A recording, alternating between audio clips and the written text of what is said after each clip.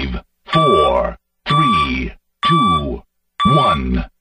시사 안드로메다. 시사 안드로메다. 시사 안드로메다.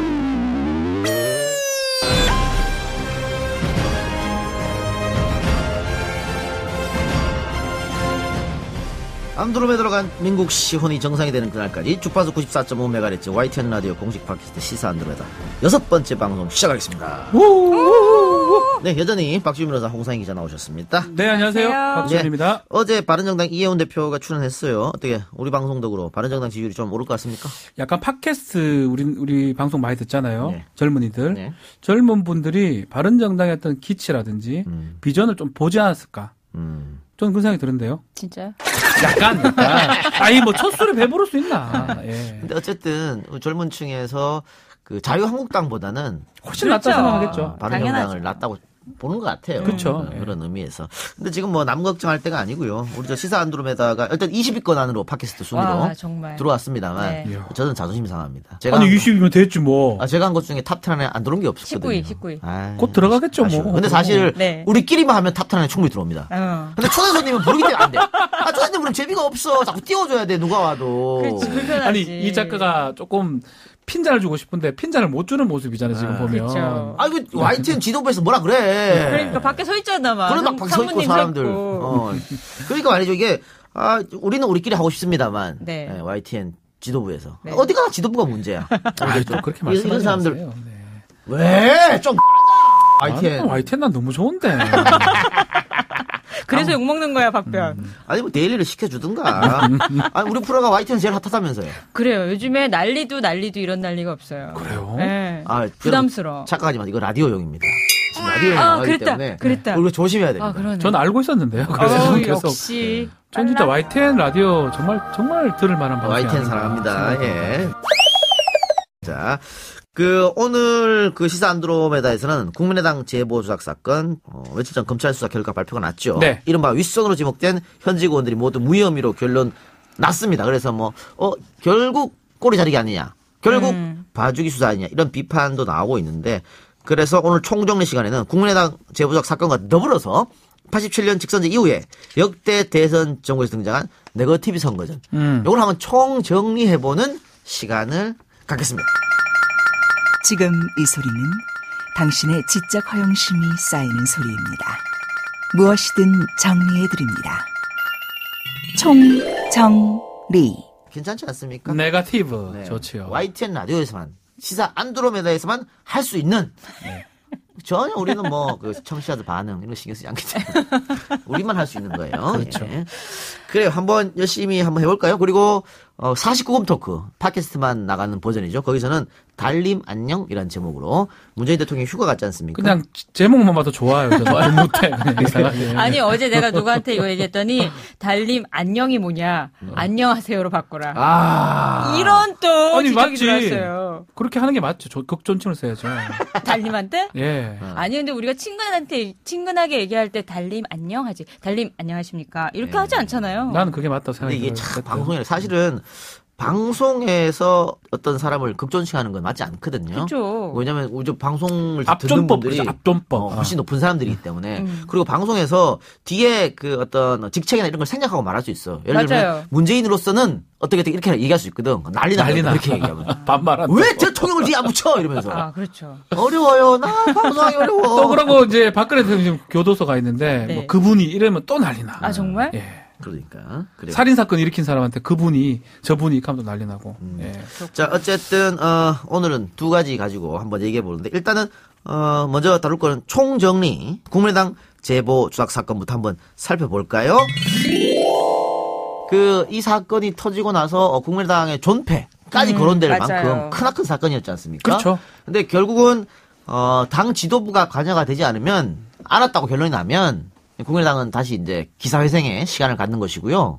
지도부가 관여됐다고 하면 정말 당의 존립이 위태로울 수 있는 순간이었는데 검찰 발표가 났는데 박지원 전 대표라든가 안철수 후보라든가 몰랐다 이렇게 결론 낸 거죠. 결국 이제 국민의당한테는 정말 한숨 돌리는 상황이 돼버렸습니다.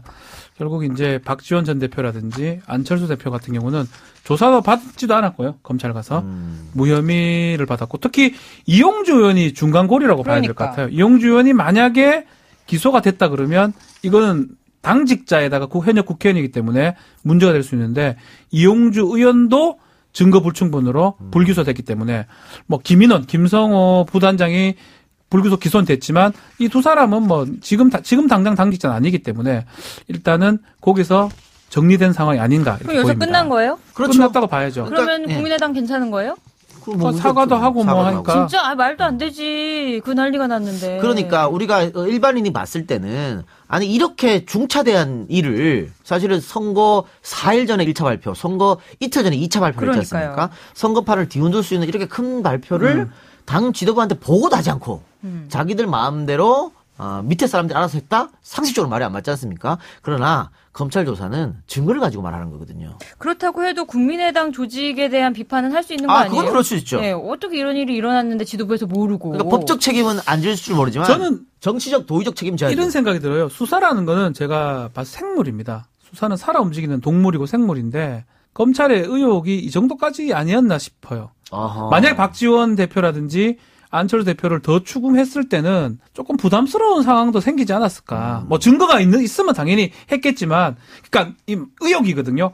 공부를 해도 되고 안 해도 되는데 이쯤에서 끝내야 되겠다. 공부는 반에서 한 3등 정도만 하자. 예를 들어서 1등까지 갈 필요는 없다. 이런 판단을 좀 내렸다고 생각이 들어요. 검찰 자체에서. 검찰에서. 근데 검찰이 만약 증거 드러난 걸 갖고 굳이 이거를 무마하지는 않았을 거예요. 제가 아는 그러니까, 검찰은. 네. 근데 더 추궁하기에는 시간적 또 한계도 있고 정치적 부담감이 또 있는 거거든요. 굳이 국민의당을 완전히 그냥 없애버릴 상황까지는 만들기는 좀 그랬다고 판단했기 때문에 여기서 선을 그은 게 아닌가. 저는 의혹 부분이라 생각이 듭니다. 그러니까 그 검찰에서 판단한 최종 윗선은 지금 공명선거 추진단 부단장 드린 거잖아요. 김성호, 김인원이라는 거예요. 예. 김인원, 김성호를 어떤 불구속 기소를 했으니까. 근데 네. 이 두 사람도 지금 증거로 봤을 때는 무죄가 될 가능성도 배제를 좀 못 있다. 합니다. 그러니까 예를 들면 이용주 공명선거 추진 단장이 검찰 조사를 받았잖아요. 참고인 신분으로 그렇죠. 받았었는데 피의자까지는 안 됐습니다만 만약에 이용주를 불러서 거기서 사실은 어떤 게 나왔다면 그러면 가야 돼요. 그 윗선으로 또 갈 수가 100% 있겠지만 가는 거죠. 예. 이용주에게 뭔가 나오지 않았을 개연성이 좀 높고 지금 증거로 봤을 때는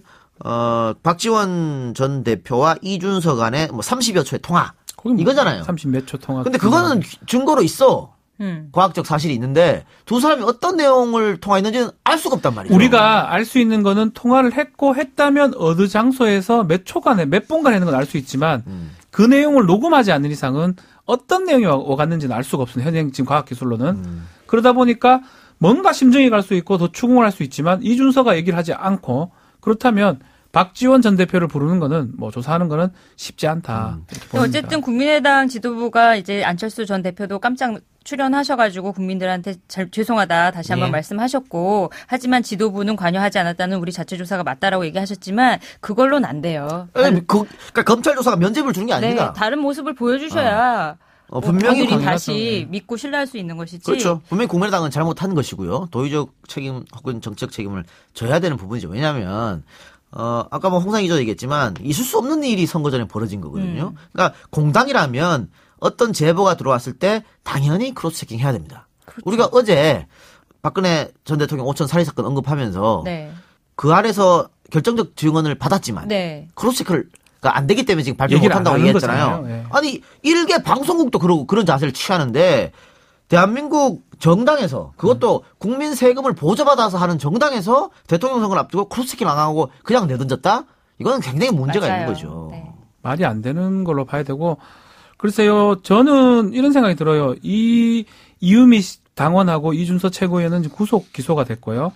근데 이제 남동생이 어차피 불구속될 거로 봤는데 김인원, 김성호 같은 경우도 이 사람들도 미필적 고의 측면이에요. 이준서는 미필적 고의가 되게 크다고 봤고요.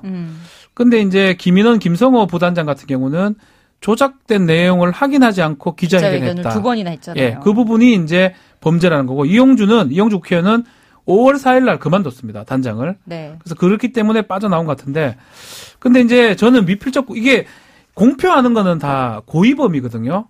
이게 법원에 가서도 조금 엇갈릴 가능성이 좀 충분히 있다. 이준석까지는 뭐 유죄가 높아 보이는데 김인원, 김성호도 무죄가 될 가능성도 있다. 왜냐하면 과실은 안 됩니다. 모르고 했다는 거 아니에요. 끝까지 모르지 전략으로 간다 그러면 무죄일 가능성도 있지 않을까. 그렇다면 결과론적으로는 국민의당이 그 자체 검증위원회에서 검증단에서 발표했던 내용하고 유사한 상황이다 이렇게 보입니다. 그런데 이런 일이 사실은 왜 벌어지냐면 대한민국 선거판이 쭉 그래왔기 때문에 그렇습니다. 그러니까 이런 짓을 벌여도 이기면 그만이에요. 그렇죠. 이기면 면죄부가 주잖아요. 이기면 면죄부인 거고, 저도 선거 끝나면은 또 뭐 좋은 게 좋은 기다. 좋은 게 좋은 걸로 넘어간다. 그러니까는 이준서가 유미한테 그랬다는 거잖아. 이번에도 선거 끝나면 고소고발 다 취해야 된다고. 그러니까요. 그래서 이런 책임지지 않는 일을 막 하거든요. 네. 이기면 모든 것이 끝이 난다. 대한민국 선거는 all or nothing. 이긴 사람이 모든 걸 가져가는 선거죠. 근데 만약에 이걸로 이겼다고 생각을 해봐요. 그런 얘기 많이 하거든요. 끔찍하단 말이에요. 거짓말로 된 거란 말이야. 국정원 댓글 사건 생각해보십시오. 그러니까. 그거보다 더한 거잖아요. 말도 안 되는 네. 거야. 우리가 그러면 대통령이 됐다 이런 걸로. 그럼 아이들한테 뭘 가르쳐요? 그러니까. 그래서 사실은 이 all or nothing 게임, 이거 제로섬스 게임이지 않습니까? 이긴 사람이 모든 걸 가져가고 진 사람 하나가 갖고 가야 이게 나는 대통령제하고 우리 의원 내각제, 내각 책임제하고 차이점 중에 뭐 나름 장단점 다 따지더라도 올로와 나싱이 너무 나쁜 거 같아요. 너무 그렇죠. 이게 예를 들면 박근혜 문재인이 붙었었던 선거에서 51대 49로 게임이 결정났잖아요. 네. 그러니까 이긴 사람도 겨우 이겼고 진 사람도 겨우 아깝게 진 졌는데. 거야. 그런데 이긴 사람이 모든 걸 가져가요. 모든 걸. 진 사람은 한 개도 못 갖고 가.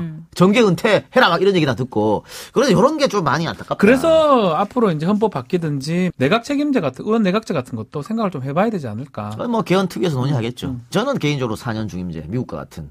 뭐 그래도 뭐 괜찮아요. 근데 미국 같은 4년 중임제 하면 미국도 우리나라랑 같은 대통령 중심제지만 우리나라보다 대통령의 권한이 약하거든요. 그렇죠. 그런 면이 있기 때문에 네. 그런 걸 한번 그렇죠. 좀 고민해봐야 더 될 모여서 부분이에요, 사실. 공청회도 좀 하고 네. 어쨌든 87년에 만들어진 이 헌법은 문제가 있다고 다들 느끼고 있는 거니까. 오래 써먹었잖아. 예. 그리고 과거에 박정희 대통령하고 윤보선 대통령이 붙었던 선거 있었잖아요. 네, 네. 네. 그때 이제 중앙정보부 김영욱 씨가 만약에 선거 결과가 윤보선으로 이기는 걸 나타나면 윤보선 암살하려고 그런 계획도 세웠어요. 죽으면 그만이잖아. 뭐 이런 이런 거니까. 무섭다. 예. 예, 무서워요. 예, 무서운 무서워요. 건데 그러면 옛날 얘기 나온 김에 역대 네거티브 한번 얘기해 볼까요? 아, 좋죠. 네. 예. 그러니까 왜 이렇게 이런 일이 계속해서 선거 때마다 벌일 수밖에 없는 건지. 그 밑에 네거티브는 의미가 없어요. 그러니까 13대부터 계속 88년 많았는데 최고의 13대부터. 네거티브 병풍. 하나씩 얘기를 하죠. 왜. 하나씩 얘기해 볼까요? 병풍당화가 나올 겁니다. 네, 알겠습니다. 시간 순서대로 한번 해봅시다. 네네. 일단 그러니까 그 밑에 전두환은 체육관 선거니까 필요 선거고 없고. 박정희 때는 뭐 네거티브라기보다는 뭐 네거티브가 아니고 강력한 뭐 선거가 없었잖아요. 유신 때 선거가 없었어요. 유선 때 없었죠. 그리고 윤보선 때도 지금 말한 것처럼 뭐 그런 상황이었으니까 의미 있게 다룰 수 있는 거는 13대 대선, 88년도 대선 때부터 예. 해야 되지 않을까 생각이 일단 들어요. 예. 당시 집권당이죠. 민정당. 네. 민정당은 일단 돈이 있잖아요. 자금줄이 풍부하고 그렇죠. 당시에는 지자체가 없었기 때문에 관건 선거가 가능했습니다. 관건이 컸죠. 그러니까 모든 전국에 있는 시장, 군수, 도지사 다 대통령 임명하니까 싹 다. 그 사람들이 이제 당연히 대통령 후보를 현재 집권당 후보를 지지할 수밖에 없는 거죠. 그렇죠. 그렇게 가능했었는데 그래도 당시에는 그 야당의 거두 양김이 워낙 힘이 좋았지 않습니까? 국민적 지지가 있었고 그래서 민정당 후보인 노태우로서는 이 두 사람 양김을 그 네거티브 할 수밖에 없었어. 그러니까 이때 근데 결과론적으로는 민정당 입장에서 노태우 입장에서는 양김이 등장함으로써 본인의 승산이 있었던 싸움이었거든요. 그럼요. 특히 3김이 돼버렸죠. 김종필까지. 3김이 되니까 오히려 노태우가 제일 앞서는 양상이었어요. 노태우 후보가 당시 30 몇 프로 이상이었고 김영삼, 김대중 후보가 쫓는 형상이었고 오히려 네거티브는 요 얘기하면 좀 이상한데 노태우가 그 당시 보통 사람 노태우입니다. 보통 사람 이거를 갖고 그러니까 밀어붙였죠.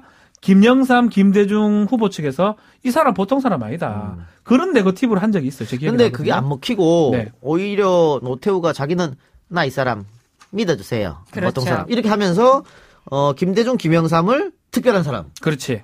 이렇게 몰아붙였단 말이죠. 근데 이게 그게 먹혀 들어갔어요. 근데 이거 보면 이게 좀 아이러니인데 원래 무슨 정당을 만든다거나 혹은 뭐 후보가 자신의 어떤 걸 부각시키기 위해서는 나한테 없는 걸 부각시키거든요. 그러니까 노태우는 정말 특별한 사람이에요. 사성장군 출신에. 그렇기 때문에 자기는 특별하지만 자기한테 없는 보통 사람 보통 사람. 이걸 그렇죠. 밀어붙였던 네. 거고 민주정의당이나 이름도 마찬가지잖아요. 민정당이죠. 민주정의당. 역사상 가장 정의가 없는 그런 정당이었거든요. 근데 정의라는 이름을 넣으면서 전두환도 대통령 할 때 정의 사회 구현.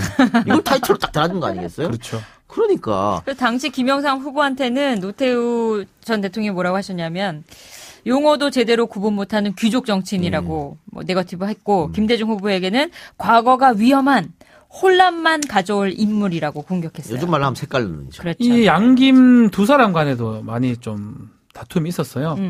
김영삼 후보가 군이 김대중을 비토한다라고 말하니까 또 김대중 측에서 군이 눈치나 볼 사람이다. 뭐 이런 식으로 싸우게 됐는데 이때 네거티브는 지금 보면 뭐 그냥 귀여운. 그냥 그럭저럭 심각하다고 보기엔 좀 어렵지 않았었나 싶긴 하네요. 그러니까 어떤 프레임을 갖고 오기 위해서 어떤 캐치프레이즈를 만드는데 그거를 흠을 내는 그 정도였지 않았을까 싶습니다. 근데 사실은 YS가 DJ 쪽을 보고 군이 비토한다라고 하는 것은 네가 짓고 나면 쿠데타가 일어날지 모른다는 그거를 얘기거든. 애둘러서 표현한 건데 이건 사실은 큰 거죠. 큰 네거티브죠. 사실은. 그렇지. 왜냐하면 대한민국에 두 번이나 쿠데타가 있었기 때문에 네. 사람들이 그 불안심을 크게 받아들이죠. 그런데 그렇죠. 어쩌면 지금은 이제 돌이켜보면 결국은 YS가 나중에 집권을 하고 DJ보다 빨리 하나회를 척결했잖아요. 이 말을 할 때부터 그런 말이 있었나 봐요. 내가 집권하면 군은 내가 알아서 할 수 있다. 이런 말이 아니었나 또 생각도 해보네요. 네. 그리고 14대 때 터진 거는 이건 큰 사건입니다. 그렇죠. 초원 복국직 사건. 이거는 뭐 네거티브가 아니고 범죄에 관련된 거. 범죄죠, 범죄. 예. 예. 정주영 후보 측이었죠. 국민당. 네. 김동길 선거대책위원단이 터뜨렸어요. 예. 녹음 테이프를. 네. 그러니까 비밀 도청한 겁니다. 맞아요. 그 민자당 후보 당시 김영삼 민자당 후보 당선 위한 대책회의가 있었고 거기서 나왔던 내용. 영도다리 그 유명한. 빠져 죽자. 맞아 죽자. 네. 이게 제가 아까 말한 관건 선거입니다. 그러니까 각 기관장들이 다 그렇죠. 모여가지고 우리 저 집권당 후보인 김영삼 후보를 밀어주자. 그러면서 지역 감정까지 조장한 거 아니겠습니까? 그 자리에 김규춘 전 실장이 그렇죠. 있었지요. 예. 정말 오래된 분이네요. 네. 이분은. 이때부터 있었어요. 오래 포레스트 검프 같이 어디 다 있어요. 다 나와? 늘 달려. 다 나와. 포레스트가. 그런데 이렇게 해가지고 사실 이거 터졌을 때, 야, 이제 김영삼 끝났다. 라는 얘기가 돌았습니다. 그렇죠. 이건 너무나 있을 수 없는 일을 벌였으니까. 근데 야. 프레임을 확 전환시켰어요. 네. 그거는 진짜 대단한 거예요. 그때 결국은 김기춘 전 실장의 어떤 기지, 그때는 기지라고 표현하기 맞는 것 같아요. 결국은 도청의 부분을 핵심으로 본 그렇죠. 거예요. 내용이 중요한 게 아니야. 불법적인 도청 부분으로 프레임을 전환하면서 결국 보수층이 결집한 현상이 일어난 거예요. 똘똘 뭉친 현상이. 우리가 역으로 일어나요. 남이가. 잘못했다간 우리 당하겠다, 쟤들한테. 그래서 우리가 남이가 이걸로 밀어붙였고 결국은 김영삼 측이 승리하게 된 계기가 돼버린 경상도 사건이에요. 대단해. 이런 거 보면. 아니, 그러면서 이게 뭐냐면, 사실은 이 관건선거 지역감정 조장 이것도 불법이거든요. 불법이죠, 당연히. 그런데 도청이 더 나쁘다. 이걸로 몰고 갔는데 여기에 각종 언론들이 또 동원됩니다. 그게 이게 또 언론을 동원한 네거티브가 될 수 있는 거죠. 그러니까 모든 국민들이 그래 불법이 도청이 더 나쁘지? 이렇게 돼버린 거예요. 그래서 정주영 측을 더 비난하는. 네. 내용이 중요하지 않고 형식을 중요시킨 거죠. 어떻게 보면. 그러니까 선거는 어떻게 될지 진짜 모르는 것 같아요. 그러니까. 이거를 사실은 이게 냈을 때만 처음에 들어왔을 때만 해도 김영삼 끝났구나라고 그렇죠. 생각을 다들 했었는데 시간이 흘러가면서 이게 어쩌면 김영삼 대통령을 만들어준 기폭제가 됐다는 걸 봤을 때는 정말 아이러니하죠. 그리고 이제 15도의 대선이 돌아왔는데, 사실은 IMF라는 게 15도에서 직전에 터졌지 않습니까? 네, 네네. 맞아요. 그래서 김대중 후보가 이번에는 승리하지 않겠나 싶었습니다만 또 이해창 후보가 저력을 보여줬어요. 보수층은 아주 뭐 단단하니까. 네. 그러면서 네거티브로 맞붙은 게 이제 김대중 후보 쪽에서는 이해창 후보의 아들들 2명이나 네. 군대를 안 간 게 말이 되냐. 체중 미달로 병풍, 면제받았다. 이른바 병풍. 예. 병부를 공격했는데 네. 당시 재밌는 거는요. 새정치국민회의 김대중 쪽이죠. 네. 신문 광고도 냈어. 네. 오, 정말요? 대한민국에서 뭐 170에 뭐 40kg 나가는 사람 있으면 새정치국민회의 당사로 와라. 오. 그러니까 찾아보고 싶다는 거예요. 179cm에 몸무게 45kg. 없지 않느냐. 말이 안 된다 이거는. 네. 오면 뭐 상금을 주겠다 막 이렇게 이런. 뭐 육포라 그랬어요 그때. 육포. 인간 육포. 근데 되게 획기적인 선거 운동 방식이었네요. 광고까지. 그러니까 사실 이거는 그 대한민국 국민들이 대한민국이 평등한 사회라고 생각하지 않습니다. 그런데 어느 한 곳만 평등하다라고 생각하는 게 어디에 있냐면 이제 대학 입시 문제. 그렇죠. 그 다음에 군 문제예요. 그래도 맞아요. 네. 저 부자도 군대 가고 가난한 사람도 군대 가고. 근데 이 아킬레스를 건드렸어. 대통령 후보 아들 그것도 둘 중에 한 명은 또 몰라. 둘 다. 둘 다 몸무게로 빠졌어? 말이 돼? 판사 아들이 밥을 못 먹였나? 이렇게 나가니까. 그렇죠. 맞아요. 그걸 또 이용했죠, 국내. 아니 근데 뭐 글쎄요, 이것도 네거티브라면 할 수 있는데 이런 것들은 뭐 그랬어요. 이 정현 씨죠 그때 이해창 아들 정현 씨가 만약 그게 맞다면 뼈와 장기, 근육, 세가 중에 하나가 없어야 된다. 뭐 이런 식으로 공세를 했거든요. 그것도 의사들이 나와가지고 얘기를 했다니까. 그러니까. 근데 재밌었던 게 그때 이런 의혹을 제기한 게 김대엽 씨라는 예. 분이었잖아요. 제가 알죠. 예. 이분이 병역 면제받았다는 의혹을 제기하면서 이 전 병무하사관 출신이잖아요. 김대엽 씨가. 예. 그렇죠. 전태준 전 국군 의무사령관이 이 전 총재의 아들 정년 씨의 신검보표를 파기하도록 지시했다고 또 주장하기도 했어요. 근데 그게 뭐냐면 사실은 어쨌든 이회창 후보 같은 경우는 자기 아들들 문제로 대통령 선거에 떨어졌다고 봤을 거예요. 네. 15대 대선 네. 1997년에. 근데 2002년에 다시 나왔잖아요. 재수하잖아요. 맞아요. 네. 근데 노무현 후보랑 붙었을 텐데 네. 그 민주당에서 다시 한번 이 병풍 문제를 가지고 발을 잡고 싶어. 네. 그런데 저번에 한번 써먹었으니까 약발이 떨어질 수 있잖아요. 그때 나타난 게 김대엽이라는 사람이에요. 또 나타났어. 재등장했어요. 이때 16대에 나타났어요. 아, 그래요? 예. 15대 때가 아니고. 15대 때도 나타나고 15년 때는 이제 97년 선거니까 아마 김대엽 씨가 없었고 2002년 때부터 2002년에 그 당시에도 이제 제가 좀 법무관 입문할 시점이라서 대충 기억이 나는데 아마 법무하고 합쳐가지고 그 병역 비리 특히 군의관하고 이 김대엽 씨가 군의관들 다 잡아들였어요. 그래가지고 누구 빼줬는지 어떻게 빼는지 그런 것들 조사한 기억이 나네요. 그리고 김대엽 씨가 뭐 대책 회의를 했다 그 사람들이 그렇죠. 이회창 캠프 네, 쪽에서. 맞아요. 근데 사실 나중에 그 허위 사실을 네, 밝혀졌죠. 이렇게 이러면. 주장했죠. 이 전 총재 측이 아들의 불법 병역 면제 사실을 은폐하기 위해서 병무청장과 수차례 만났다. 네. 뭐 이런 얘기를 했어요. 그리고 부인, 그러니까 이회창 후보의 부인 한인옥 씨가 장남 정연 씨의 병역 문제에 연루됐다면서 녹취록까지 제시했는데 녹취록까지. 나중에는 이제 판독 불가로 나면서 무혐의 처분 났지만 어쨌든 이것도 큰 영향을 미친 한 번 바람이 불면 그 바람은 없어지지 않습니다. 그래서 네거티브가 무서운 거예요, 그러니까 사실은. 이거 2005년에 선거 끝나고 이 문제 제기했던 김대엽 씨가 유죄 판결 받았어요. 판결 받아요. 예, 유죄 판결 받아요. 근데 어쨌든 선거는 엄청난 영향을 미치셨네요. 이겼잖아. 아니, 선거가 두 번 다 이해창 후보는 병풍 때문에 아이고, 말린 거고 어떡하나. 특히 이제 16대 대선이죠. 노무현 전 대통령하고 이제 후보하고 붙을 때는 사실은 이회창 쪽이라고 생각을 했었어요. 그렇죠. 두 번은 아니고 제가 들은 바에 따르면 그때 캐비넷이죠. 캐비넷 다 짜놓고 다 자기 그 직책을 알고 있었대요. 누구는 행자부 장관, 누구는 뭐 장관, 누구는 수석. 그 정도로 완전히 자신하고 있었는데 사실 병풍이 다시 나오는 바람에 아마 떨어지게 아닌가. 근데 16대 때는 사실 병풍만으로 진 건 아니에요. 그렇죠. 나중에 그 정몽준 대표라고 그건 해야 되나요? 오히려 단일화 했다가 마지막에 깨는 바람에. 그렇죠. 그래서 오히려 더 집중했죠, 표를- 야권표가. 그러니까 그리고 그게 최초에 인터넷 대통령이라고 해서 맞아요. 인터넷 바람도 불었고 노사모 열풍도 불었고. 그러니까 대통령 선거는요 여러 개가 합쳐져야 승리할 수 맞아요. 있어요. 저 병풍 하나로 안 되죠. 그렇죠. 97년 대선 같은 경우에도 병풍 하나로 김대중 후보가 이긴 게 아니고 IMF라는 실정이 그렇죠. 있었고 또 이인재라는 제3의 후보가 나와줬고 이런 여러 가지가 겹쳐가지고 또 승리한 거지. 하나는 그 당시 김영삼 대통령이 잘했던 게 비자금 수사를 안 안 한다고 했어요. 했어요. 예. 했으면 뭐 이건 뭐 할 어떻게 할지 것도 모르죠. 없죠. 그러니까 여러 가지 어떤 요인들이 종합돼가지고 대통령이 당선되는 게 아닌가. 그러니까 하늘이 된다 그러잖아요. 하늘이 내린다는 말이 딱 맞는 것 같아요. 17대 대선 볼까요? BBK. 근데 BBK로 사실은 민주당에서 계속 공격했거든요. 네. 근데 BBK가 사실 뭐 다 검찰 조사에도 면접을 줬죠 이명박 대통령한테. 네. 그러니까 이명박 대통령 본인이 자기가 만들었다고 하는 동영상이 있는데도 있는데도. 있는데도 뭐 아니래. 결론이 났는데 검찰은 아니래. 예. 검찰은 아니라고 결론을 내렸습니다만 또 뭐 당시 한나라당에서는 주어가 없다고 네. 내가가 빠졌다고 이거 다시 수사 못해요? 그렇게 아마 지금 저 얘기가 나오고 있거든요. 김경준 씨가 돌아가서 여러 가지 얘기를 하고 있기 때문에 재조사할 수도 있겠다. 김경준 씨 만기 출소했거든 지금. 김경준 씨가 본인이 김경준 씨 입이에요. 김경준 씨 입에 따라서 공소시효가 지금 좀 남아 있는지 모르겠는데 재조사가 가능한 부분이 아닌가. 네. 근데 그 검찰 의지죠 사실은. 검찰 의지죠. 또 근데 사실은 이 당시 이제 17대 대선 같은 경우에는요. BBK든 뭐든 뭘 해도 상대가 안 됐어요. 이명박 죄송하지만. 후보가 그냥 이기는 선거였어요. 그러니까 예를 들어 이번 선거 네.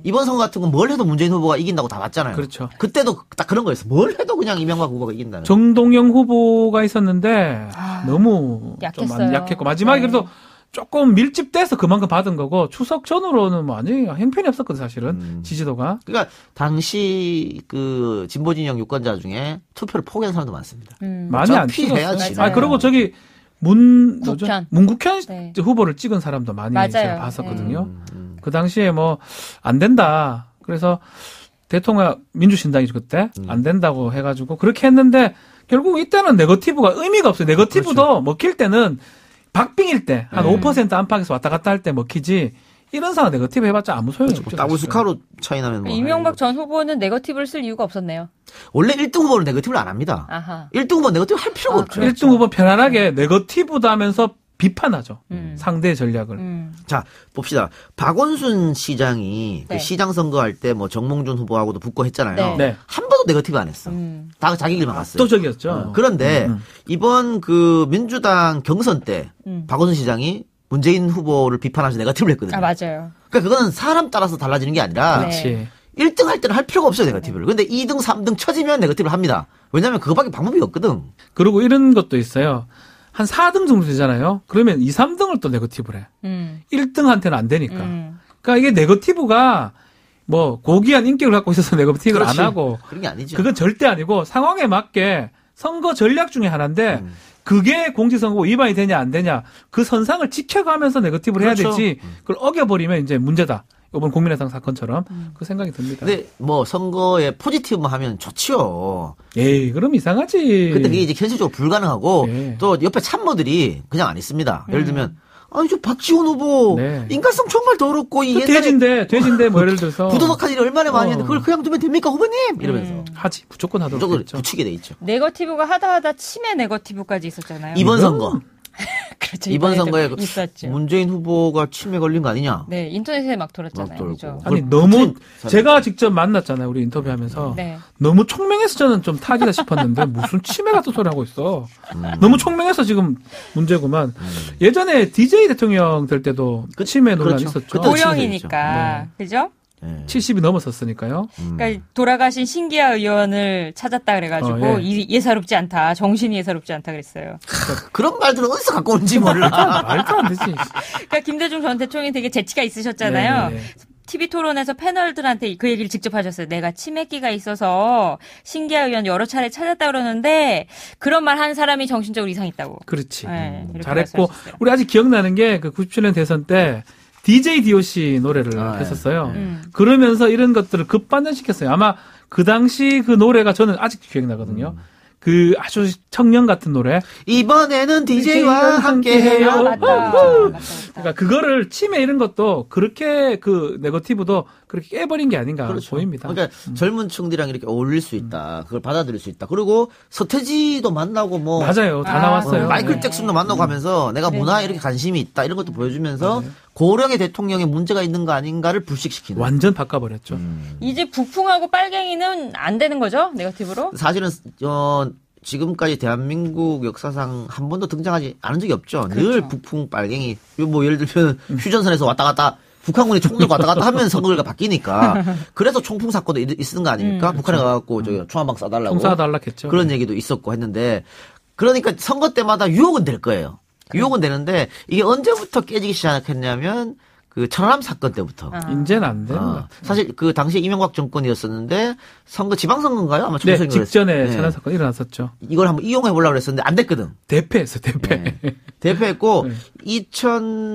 2000년도 남북 정상회담 지방선거 얼마 앞두고 네, 네. 발표했죠 일부러. 네. 그런데 그것도 오히려 역풍 맞았거든요. 이런 걸 보면서 이제 북한 이슈는 이제 안 먹히는 게 아닌가. 북한 이슈 요번에도 하려고 말라 하던데 아무도 안 봐요. 안 믿으니까. 사람들도 지겨운 것 같아요. 아니 지겹길 떠나서 하도 당했으니까 이제는 그거 말고 다른 방식으로 해야지 먹히지. 북한 뭐 총 이런 얘기는 이제는 안 될 것 같아요. 그러니까 역대 최고의 그런 북한 이슈는 87년 대선의 칼기 사건. 칼기 네. 사건. 그러니까 그건 어쩔 수 없었죠. 그러니까 칼기 사건 자체야 뭐 북한이 일으킨 거지만 그 김현희 마유미라는 사람이 맞아요. 아니 선거날 또 칼이 등장. 그러니까 비행기 트럭에서 내려. 선거날 그거 또 TV로 생중계됐어요. 생중계해주고 신문 일면에 다 때리고 이게 말이죠. 그거 5%더 됐을 거예요. 아유 휙 쏠리죠 그게. 그 당시 후보들은 진짜 노태우, 김영삼, 김대중, 김종필 씨였는데 나머지 노태우 전 대통령 나머지는 그거 보는 순간 그냥 의학했겠다. 의학하죠 의학하죠. 당연히. 당연히 의학하죠. 그러니까 안기부에서 하고만 하는 날짜 중에 그날 참 대단한 거죠. 참 안전하게 기획하네. 대단합니다. 네 그리고 뭐 최근 얘기하면 역시 국정원 댓글 사건이죠. 국정원 이 댓글 사건도 그렇죠. 국민의당 조작 사건과 비슷한 좀 있어서는 안 되는. 왜냐하면 국정원은 국가기관이지 않습니까? 국가기관인데 국민들이 준 세금 가지고 북한의 어떤 그 안보 이슈 이런 데에 대응하라고 일을 시켜놨던데 국민들한테다가 오히려 댓글 공작을 했으니까 그렇죠. 있을 수 없는 일이 벌어졌는데 저는 그런 이슈도 큰 문제지만 경찰이 이런 것들이 있는 걸 다 알면서도 없었습니다. 라고 허위 맞아요. 발표한 거. 네. 이것도 큰 문제라고 생각합니다. 그래서 지금 국정원 적폐 청산 TF팀이 만들어졌잖아요. 네. 이 부분은 무조건 들여다보게 돼 있습니다. 그렇죠. 그래서 댓글을 했던 부분 어느 정도 감췄고 어떻게 진행됐는 거. 원세훈 전 원장이 지금 뭐 실형 받기는 받았지만 그거 외에도 어느 정도 누가 관련돼 있는지 부분을 확인해야지만 우리 잘못된 과거를 예. 청산할 수 있다. 그리고 이참에 국정원도 조직 개편이 좀 필요해요. 그건 뭐 제 개인적 생각이긴 하지만 대내 작업 자체는 이제 안 하는 게 맞지 않나. 좀 국내. 세계 글로벌로 좀 가라고. 국내 무슨 정치 활동 이런 거 사찰 비슷하게 보이는 부분은 그때 빼는 게 맞다. 괜히 뭐 인기 많은 인터넷 사이트에서 댓글 내용도 다 나왔었잖아요. 네. 그러는 바람에 국정원 위상 엄청 떨어졌어요. 그러니까. 국정원이 뭐 하는 데냐 지금. 그러니까요. 댓글 부대냐. 국정원 직원이라고 뽑아놨더니 무슨 안철수 정신병자 이런 댓글이나 달고 뭐 하는 거야 그게. 근데 저는 지금 검찰 수사권, 검경 수사권 조정 가지고 말이 많잖아요. 네네. 그러니까 경찰은 아마 수건 사업입니다. 검찰에게서 수사권을 갖고 오는 거. 그렇죠. 그런데 경찰이 자기들이 이런 범죄를 저지르면서 뻔히 있는 걸 없습니다. 라고 정권을 위해서 권력을 위해서 거짓말하면서 수사권을 달라고 하는 것은 모순이 있습니다. 자신들부터 다시 태어나야 돼요. 맞아요. 올바른 경찰로. 경찰도 진짜 잘해서 주는 게 아니거든요. 그럼. 검찰이 갖기에는 너무나 큰 권력이고 그렇죠. 현재 다른 나라하고 맞지 않기 때문에 사회에 맞지 않기 때문에 돌려준다고 생각해야 되고 그만큼 잘해야 돼요. 잘못하는 부분 많잖아요. 경찰도 잘해야 되고 국정원도 마찬가지고 좀 정리가 필요한 부분이다. 네거티브 중에 없어지지 않는 거 이 지역 감정은 어떻게 안 될까요? 근데 지역 감정은 조금씩 저는 변하고 있다고 생각합니다. 그러니까 이번 선거 또 이번 대통령 선거 지난번 총선도 보면 지역보다는 세대가 세대예요, 바뀌어요. 세대. 아, 그랬죠. 이제는 그게 이제 바뀌고 바뀔 것 있어요. 같아요. 그래서 호남에서도 뭐 이정현 씨가 당선되고 네. 하는 모습 보이지 않습니까? 많이 좀 그런 지역 문제는 시간이 조금 지나면 지날수록 앞으로는 사라지지 않을까. 아니 저는 지역 문제는 지금 기준으로 봤을 때 60대 이상 정도 분들한테 먹힐 전략이고 젊은 사람들만 해도 예전에는 사실은 그게 있어요. 제가 대구에 살았는데 외지인들을 볼 일이 없었어요. 전화 오지 않고. 외지인. 외지인 그러니까 외부 사람들. 그러니까요. 그러니까 대부 사람만 보는 거예요. 아니 분지라서. 육지인데 왜 사람들이 거기로 안 갔어요? 그러니까 잘 들어오지도 않고 나가지도 않는 그런 지역. 근데 지금은 교통이 너무나 발달했기 때문에 일일 생활권이도 하고 일일도 아니다. 그냥 뭐 잠시 갔다 올 수 있잖아요. 그렇기 네. 때문에 외부인들에 대해서 뭐 당연히 없거든. 그래 지역 감정이라는 거를 이렇게 만들기에는 되게 어려워요. 지금 상황상. 예. 자, 그러면은 오늘 이슈 총정리 여기서 마치고요. 혹시 방송 들으면서 이런 이슈 궁금하다 싶으면 댓글란 의견 좀 올려주시기 바랍니다. 막힘없이 저희가 총정리 해드리도록 하고요. 오늘 총정리 국민의당 재보적 사건과 대선 네거티브 총정리했는데 이 총정리를 하면서 갑자기 떠오르는 노래가 하나 있습니다. 뭡니까? 그 노래를 들으면서 우리 마치도록 하죠. 뭡니까? 거짓말. 거짓말? 예. 김추자? G.O.D. 김추자 아니야? 동갑인데 거짓말이야. 거짓말이야. 거짓말이야. 사랑도. 이게 젊은 분들은 G.O.D의 거짓말을 도를 네. 대고 연세가 그러니까요. 있는 분들은 김추자의 거짓말. 아니면 요즘은 조항조의 거짓말. 조항조의 거짓말. 있어. 자, 뭐예요? 오늘 어떤 거짓말이 뭐야? 우리 저 담당 PD가 알아서. 빅뱅의 거짓말도 있다는데? 빅뱅 거짓말도 있거든요. 그런 거 몰라. 그래요? 네. 빅뱅까지는 무슨 거짓말일지 궁금하네요. 예. 자, 우리 PD가 어떤 선거를 했을지 PD 나이를 짐작할 수 그렇죠. 있어요. 예. 난 뭘 거 막 예상이 돼. 저 나이가 많아, 저 의외로. 그래요? 예. 그럼 김추자네. 그래요. 우리 나이 많은 PD가 성공한 거짓말 들으면서 저희는 다음 주에 뵙는 걸 하겠습니다. 들어주신 여러분 대단히 감사합니다. 감사합니다. 물론 팟캐스트는 이어집니다. 팟캐스트 팬들은 끊지 마시고 팟캐스트로 와주시기 바랍니다. 여기 더 재밌어요. 거짓말이야 거짓말이야 거짓말이야 거짓말이야 거짓말이야